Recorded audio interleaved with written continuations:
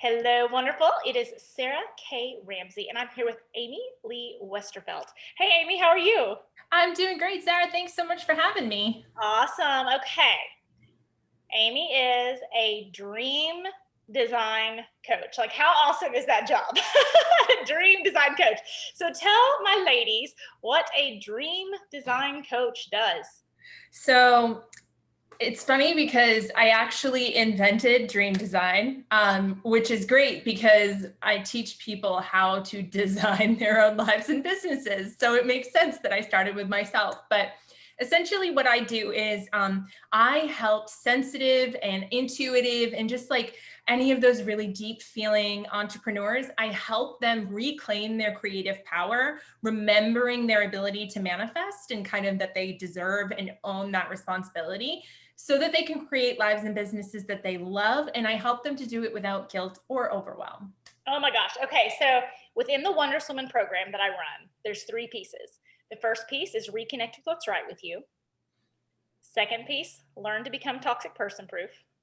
And third piece, design a life you're excited about living. So you can see why I thought we would be such a good fit for a conversation, right? Oh, absolutely. Yeah. And it's funny too, because, we know like Source gives the same downloads to several different people Yeah. to deliver in different ways. So it just goes to show you, ladies, that this is something that the universe, Source, God, your higher power really wants you to focus on because it's Yes. bringing it to you in many different modalities. So, what would you do with a lady who had kind of lost touch with even having dreams, right? Or a man, and they were just kind of like, oh, they're just status quo. They're kind of used to just like, they've really gotten into surviving rather than thriving. Where would you start helping them through that process? So I think there's kind of a multifaceted approach for that. And I will start by saying that I used to have a lot of clients when I first started would come to me and want me to help them with manifesting. Mhm. And I would, and they would do these amazing things. They'd make money, they'd find the person, and they'd be up, up, up. And then their self-doubt, their guilt, their overwhelm would kick in, their ego, and it would go right back down again. So Mhm. I learned that I had to do this inner work with them beforehand most of the time so that that manifesting and that abundance and stuff would stick. Mhm. So in this case, if you have somebody who feels that way, who's like, oh, I don't have time to dream. I have to do this, for my family. I call that I'll fill this out later culture, right? Because we're like, Okay. oh, I'll fill this out later. The first step of that is understanding that limiting belief is backwards. Mhm. And we think that if I can just take care of everybody else, the fact that I'm left over at the end is is insignificant. It's inconsequential. But the truth is, you can't be your best self for the people in your life until all of your needs are met. Mhm. It's like trying to drive across country with your children in the car with a car that needs an oil change, that has bald tires. You wouldn't do that.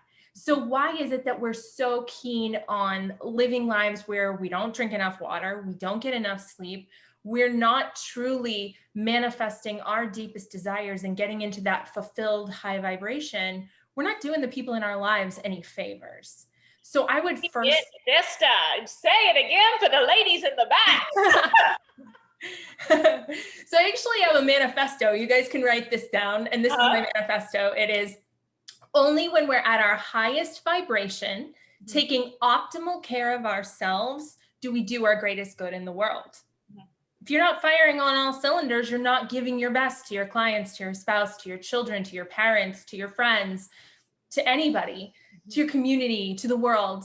And we all are here for some purpose. We don't know what it is. We can learn more about that. So to that person, I'm willing to bet that when you hear it that way, you're like, wait a second. So you're telling me that me taking care of myself is taking care of the other people in my life?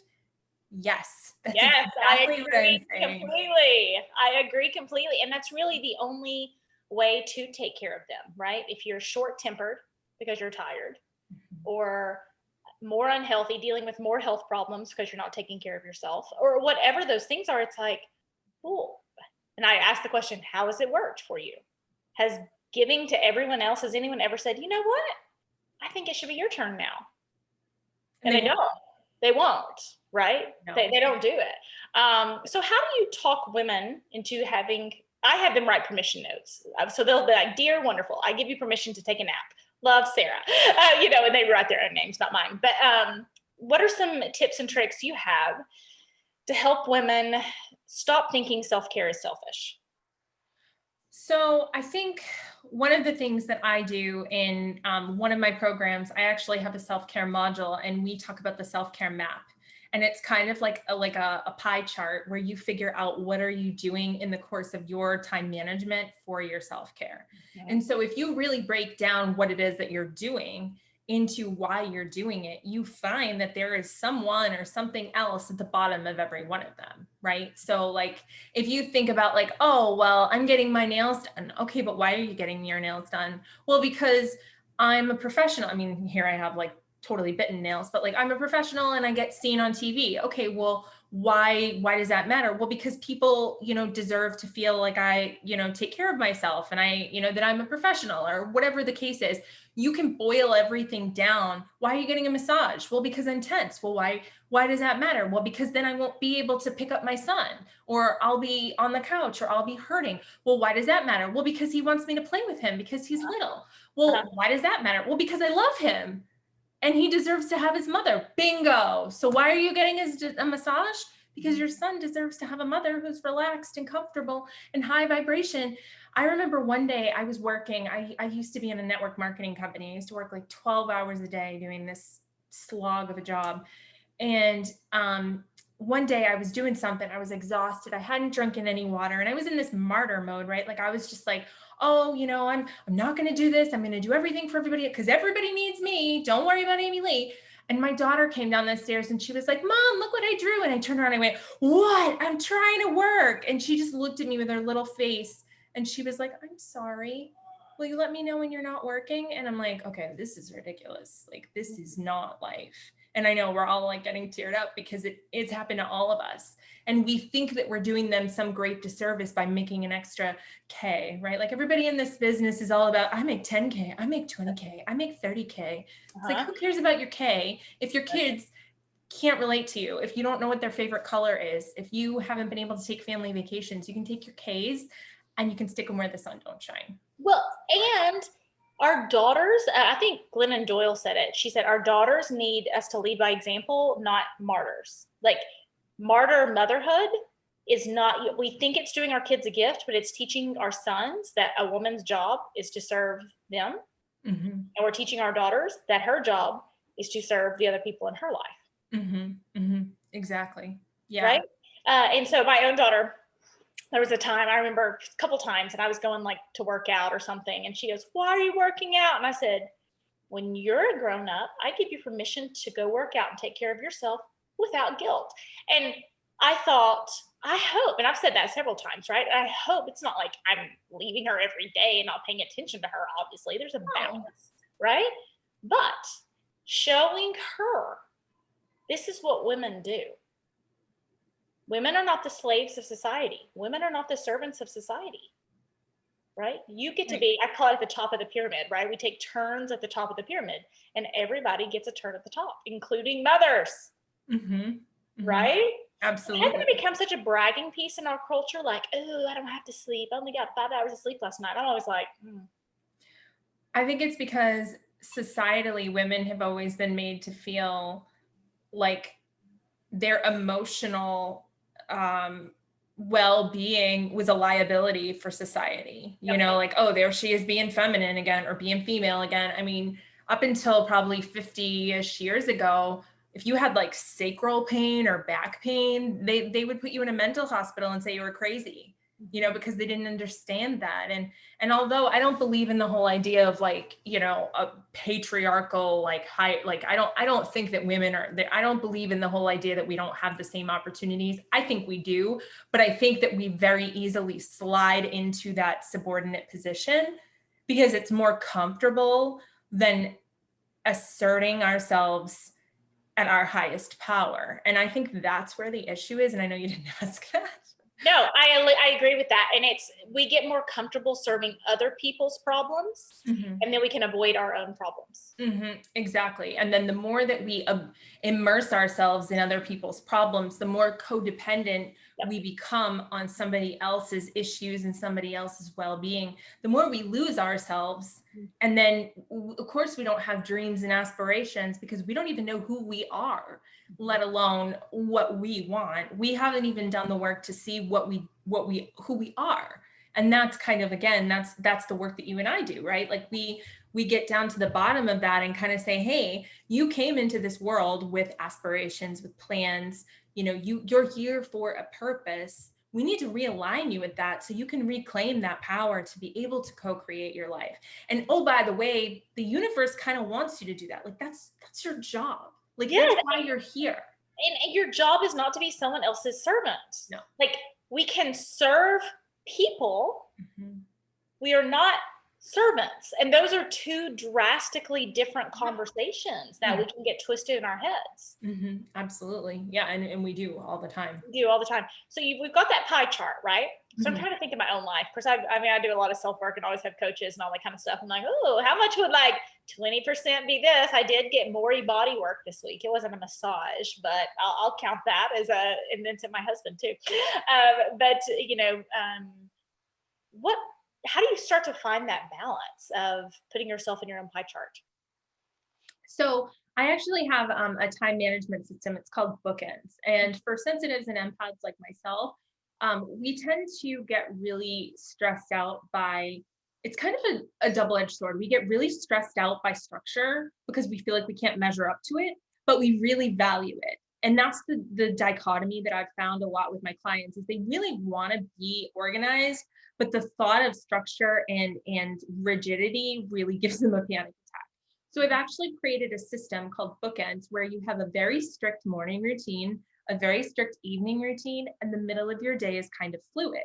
So the way that I like to do it is that you pick power hours during the week that you're committed to doing whatever it is. And you have different categories that you create for each of the things that you're going to undertake. So like professional development, if you are the cleaning person, cleaning, maintenance, self-care. And so you make a list of all those different self-care items that you possibly could do, like any of them. Think about all the roles that you have in your family and break down all of the tasks and all of the self-care and take them all and separate them into categories. And then over the course of the week, if you notice, like say self-care is color-coded purple, right?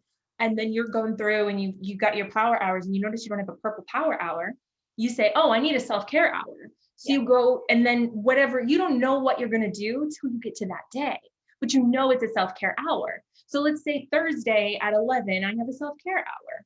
So then I sit down and I say, okay, what's on my list? My feet kind of hurt. I think I'm going to go stick them and soak them for a little while and read a magazine. And that's your self-care. But you didn't decide that on Monday, I'm going to soak my feet on Thursday. Does that make sense? I want to send you my calendar after this because I did this whole executive leadership thing, and that's exactly what they talked about, right?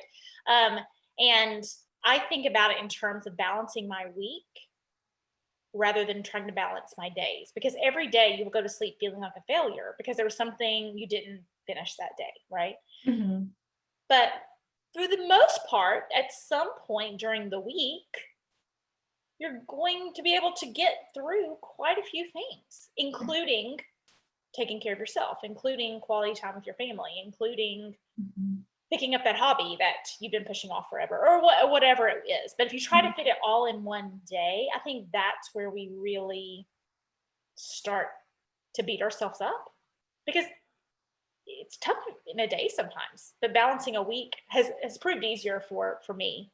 Yeah, absolutely. And I think too, we tend to be more reactive planners, where when we're truly planning for the sake of actually getting things done, we're doing it in real time. And for example, if you think about it, if you wanted to go on a trip to Hawaii and you put it on the calendar for 18 months from now, there's no way you would not be able to make enough money to go on that trip. But people are like, well, I can't go to Hawaii. It's like, no, you can't commit to going to Hawaii because you don't want to put the money away to wait in an account until you do that. So it's like, if you can commit to this self-care, if you get in the mindset, oh my gosh, I gotta do this for my kids. I've got to do this for my husband. He deserves to have a wife that feels amazing about herself and is confident and makes him feel better about doing the work he's doing because she feels good and she stands next to him in that way, and that she doesn't come home and get all, upset and whatever, whatever it is that goes on. Like, for example, my husband's a stay-at-home dad, right? But he used to be an Army Ranger. And so I was the stay-at-home mom when we had 2 little kids.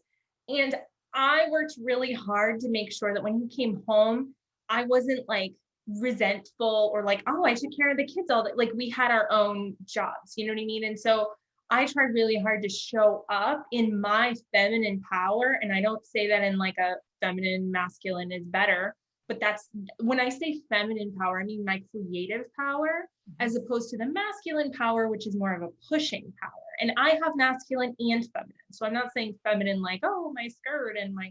Yeah, most of my ladies would know what you're talking about. Yeah. Right. Yeah. So in this role, my husband is to put the food on the table, clean up after the kids, do the homeschool, and I do the business. So I bring that creative energy that kind of bolsters his, Right. pushing energy.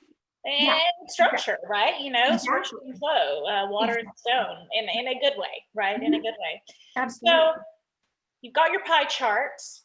Right. Do you fill it out like, okay, 20% this, 30% this? Do you think of that ahead of time, or just do the morning, evening, and then fluid in the day? So they're 2 different. So I have so let me back up for a second. I have a course, it's called Unstoppable Empaths, and it's got 7 different modules, and they correspond to the acronym empaths. So it's energy management, manifestation, personal power, affirmations, time management, healthy boundaries, and self-care. So each one of them builds on each other. So when you go through the time management module, you get a better idea of what your self-care bubble is going to look like. And then when you get to the self-care module, that's when you're really starting to craft your self-care plan for how that's going to go. But another thing, like you were talking about having them write letters. I have my clients in the self-care module write a love letter to yourself. And also a lot of inner child journaling. Have you ever done that? Yeah. Okay. So I have them do that as well, because I think sometimes what comes through with our thoughts and kind of like our verbal thoughts tends to be what we think we're supposed to say and what we're supposed to think. And when you do that more internally, you don't get that filter of like, is this okay? Is this good enough? Am I making sense? You don't get quite as much of that filter when you're doing it journaling, because it's not really coming out of you. I mean, it is, but it's not. It doesn't feel quite so public. So that's another thing that I definitely recommend, is kind of like, what do you need right now? And write that with your dominant hand. And then your inner child answers with your non-dominant hand, the way that a child. Cool. Yeah. So is that how, if somebody feels stuck and they need to kind of get a little push into their future, is that what you'd have them, an exercise to help them with that? That one would definitely work. Also, scripting is another one. And I actually have a really cool freebie I will give you to give your people. Yeah. And it kind of gives you 4 different scripts of like different dream lives and plops you down in them. So I would say when you need a little boost and you want to kind of co-create, I would say go ahead and write yourself a diary entry from your future self. Like, today I did this amazing thing, and you're actually creating that into the future. And people are like, well, how do we know that's going to work? Well, I don't know. Why don't you ask the Wright brothers? Why don't you ask the guy that invented the computer or the TV or the internet? Like, do you think that they, that wasn't just, they didn't plant an internet tree and then pluck the flowers and poof, we on the internet. It was all conceptual that somebody had to think about, that somebody had to manifest. And your life is the same way. And I would argue that you have a lot more time, you have a lot easier time accepting that than you do that you deserve to have that life. Yeah, and I'd love to talk on this one about the deserve. And then the next time we chat, I want to talk about, because I do that too with like these life designs, and like you kind of try on lives as you would close. Mm-hmm. So I'd love to talk about that on our next thing, but I don't want to get too, we've spent so much time on self-care. I want to, and figuring that out and it not being selfish. So how do you help women figure out that they deserve, especially if they have had a toxic parent or a toxic partner or somebody who's made them feel like their only role was to be the servant, was to be the martyr? Well, I think a lot of times at the very beginning, you'll find that, or I'll find that my clients agree with that. They've been a lot of them, because they're empaths and highly sensitives, they've been through narcissistic abuse or emotional abuse, or had an emotionally immature parent, or alcoholism or codependency, or any of those things. So they're coming to the table truly wanting to believe that they deserve more, but they really just don't. And so what I like to do, a really great exercise that I like to, in fact, let's do this right now. I like to imagine that you're walking along on the road and you see, as you're, walking to work or meeting a friend, you're supposed to be somewhere, you see a little puppy by the side of the road, and it probably got hit by a car. It's kind of dirty. It's got some blood, whatever. Yeah. Maybe there's, some bad stuff going on. So you go and you pick up this puppy, and what do you do with it, right? Do you throw it back over the fence? Do you leave it until somebody else comes? No, of course not. You are going to take that puppy, you're going to cancel your plans, you're going to call the vet, you're going to stay with it, all that stuff, right? Agreed? Okay, I'm going to change one aspect about this puppy, and I want you to tell me how you feel in real time. Now, when you pick up this puppy, you open the blanket where it is, or whatever, it's under a tree, I don't know, and you pick it up. The story part I'm not good at, but you pick it up and you notice this puppy isn't a puppy at all. This little puppy is you. And now all of a sudden, you feel this pang of like, oh, well, I don't deserve to be saved. I don't deserve to have my face cleaned off. I don't deserve for you to wait for the vet. Just put me back down and keep going. And that's where a lot of people start. Okay. So the first thing I have them do is I have them think of qualities that they want to have in their lives. Like, what are some things that, like, I ask them, like, are you a good person? And they'll be like, well, I don't know. I mean, I think I am. Okay, great. What are some attributes of a good person? And then they'll start listing them, because that's easy, right? Like, oh, I know exactly what the attributes are. Boom, boom, boom, boom, boom. And then when they least expect it, I come back around and I go, okay, do you do this? Yes. Do you do this? Yes. Do you do this? Yes. And by the end of the list, they're like, oh, I am a good person. And so I did this with a client recently where she was like, she nannies, and she's like, oh, this family says that they're really grateful for me. I'm like, well, should they be? And she's like, well, I don't know, probably not. And I'm like, well, why? Like, let's talk about some attributes of a person who you should be grateful for. And she listed them all off. And I'm like, well, did you do this thing? Yes. Well, did you do? Okay. So where's that disconnect? And then once you kind of stare that disconnect in the face, you're like, well, this is just stupid that I still believe this. And so then you start to actively change it. And before you know it, one day you look back and you're like, I don't actually believe that anymore. And that's kind of like the work that we have to do with people, because they have been programmed.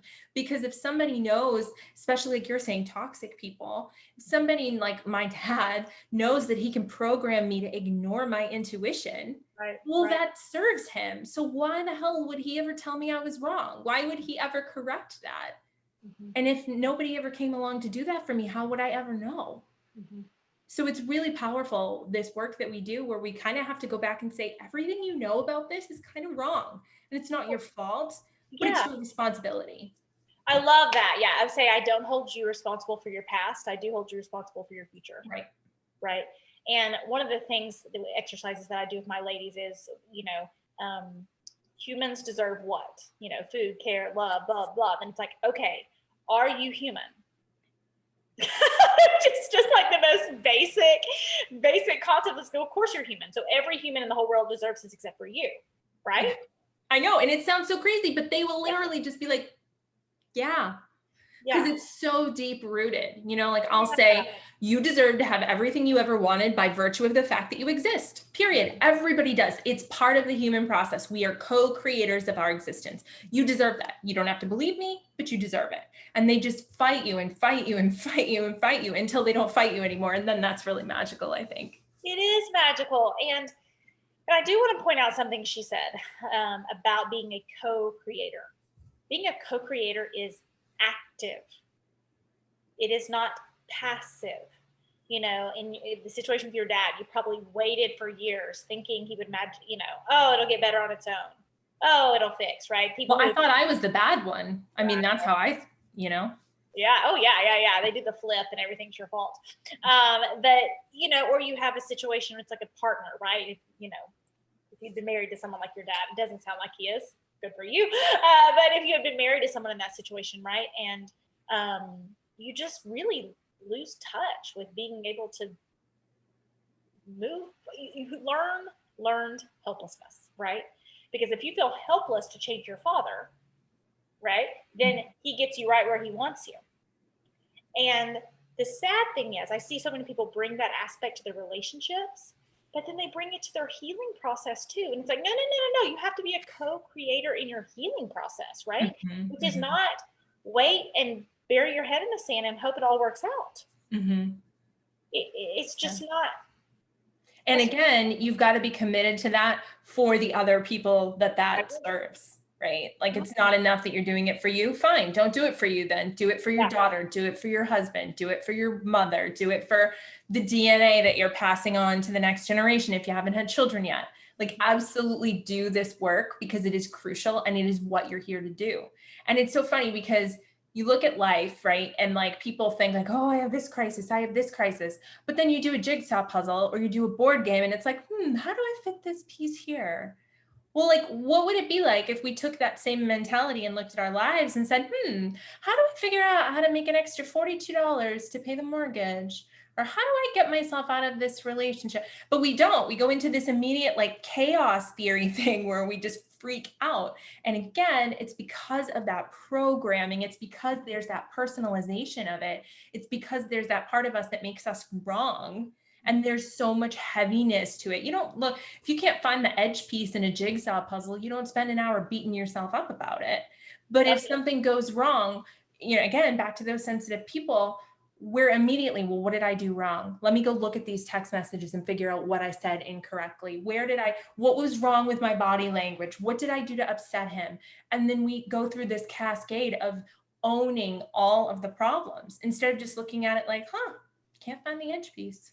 Guess I'll have to take a couple well, more it's why we're so good at giving other people advice. Like, oh, she should do this. Well, you're not emotionally connected to the problem. So yeah, right. Awesome, Amy. Well, next time we speak, we're going to dig into more of that designing your life and dream component. Thank you so much for discussing self-care. Tell them where they can find you, and I'll put it in the show notes as well. Yeah, absolutely. I have a group on Facebook and it's called Dream Building Entrepreneurs. And the easiest way to find that is gratitudeandglamour.com/unstoppable. And you can, of course, follow me on Instagram, which is instagram.com/gratitude_and_glamour. Awesome, Amy. Till next time. Thank you so much.